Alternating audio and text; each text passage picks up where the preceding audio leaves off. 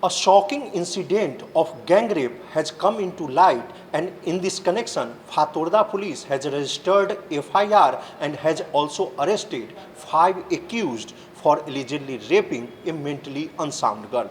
According to Fatorda Police, this victim girl is mentally unsound, and when she was sitting at Margaon bus stand, accused number 1 Adil first befriended with the victim girl and took her to Vasco bus stand by a bus from Margaon bus stand. From Vasco bus stand, Adil took that victim girl on a scooter at Cansaulim junction, and there another 4 accused joined him in a Baleno car.